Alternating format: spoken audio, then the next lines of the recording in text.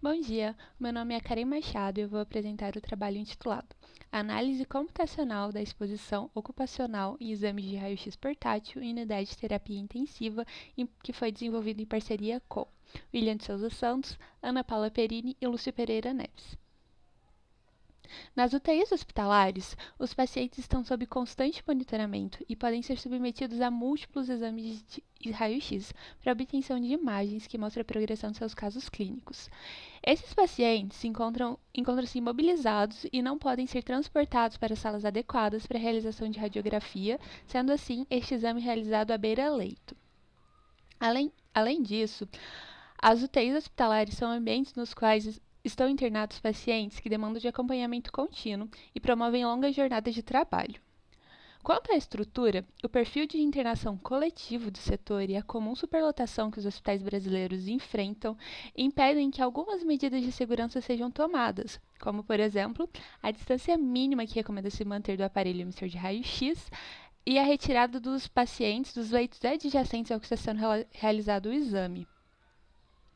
Juntamente a isso, temos a pouca disponibilidade de equipamentos de proteções coletivas nesse setor quando comparado com as salas que foram construídas com o princípio primário da realização desse tipo de exames, o que ressalta a necessidade da utilização de equipamentos de proteção individuais, EPIs,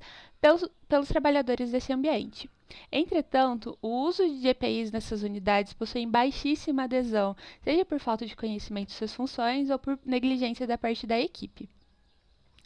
Com isso, esse trabalho tem a intenção de avaliar a dose da radiação que um IOE, ou seja, um indivíduo ocupacionalmente exposto,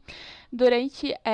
a execução de um exame de raio-x de tórax à beira-leito e, assim, ressaltar a importância da utilização desses EPIs.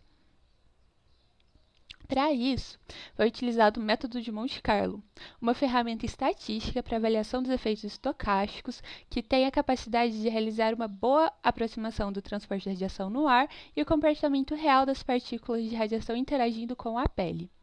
Foi construído na simulação um leito utilizando uma planta de UTI de um hospital público de grande porte, e os componentes da sala, como as macas, as janelas, mesas e outros objetos, tiveram suas medidas e materiais informados pela equipe de enfermagem desse setor. Para a representação do IOE, foram utilizados objetos simuladores matemáticos. Esses objetos simuladores consistem na representação do corpo humano, utilizando figuras geométricas, com as dimensões, localizações e composições iguais aos órgãos biológicos. Como a fonte do exame, foi considerado um equipamento de raio-x móvel de uma UTI adulta, com um tubo de raio-x operando numa tensão de 150 kV, com uma filtração adicional de 5 mm de alumínio, um alvo de tungstênio e uma angulação anódica de 12,5 graus, com um tamanho de campo de 4,5 por 4,5 centímetros. Aqui nós temos a sala que foi construída na simulação, onde a gente consegue ver o IOE ao lado do leito, assim como a fonte que está em cima da maca e alguns desses outros objetos que estavam na planta utilizada como base para a construção da sala. Nos resultados, nós utilizamos dois tipos de objetos simuladores, um feminino e um masculino, para poder realizar essa análise e encontrar a dose recebida em alguns órgãos de interesse. Esses foram os pulmões, tireoides, pâncreas, baço, timo e as gônadas sexuais.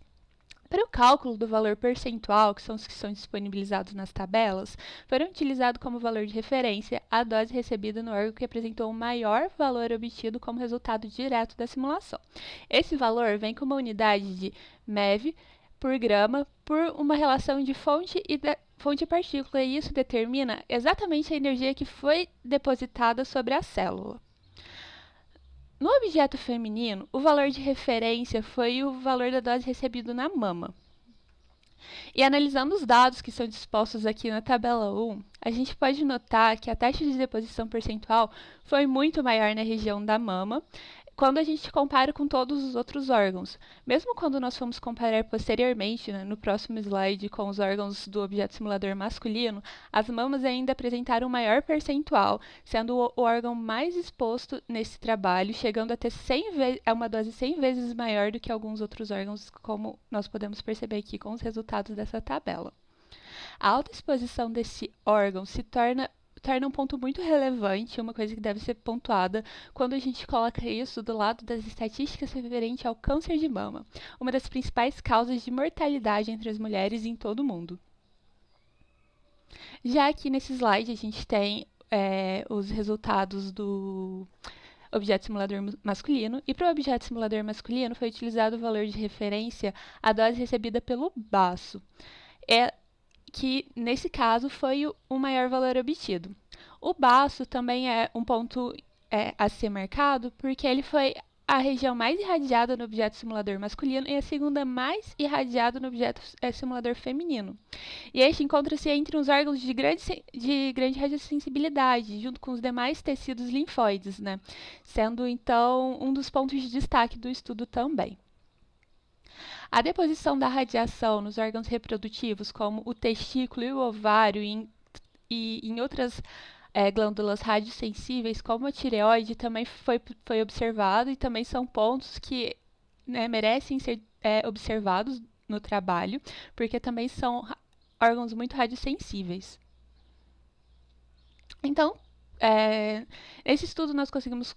concluir, observar que os maiores percentuais de doses foram os na mama, para o objeto simulador feminino, e no baço, para o objeto simulador masculino, e a alta radiosensibilidade nesses órgãos exemplifica a necessidade da utilização desses equipamentos de proteções individuais, como o avental pumbrífero, pela equipe do setor, bem como os demais internos do local durante a realização dos exames. Assim como a exposição que foi sofrida pela tireoide também exemplifica, demonstra a necessidade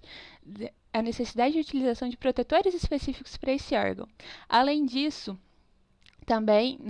a utilização regular de dosímetros demonstra-se fundamental para que o controle da dose recebida e para a certificação que nenhum IOE, nenhum indivíduo ocupacionalmente exposto, vai receber uma dose maior do que a permitida, considerada segura pelo Conselho Nacional de Energia Nuclear, a CENEM.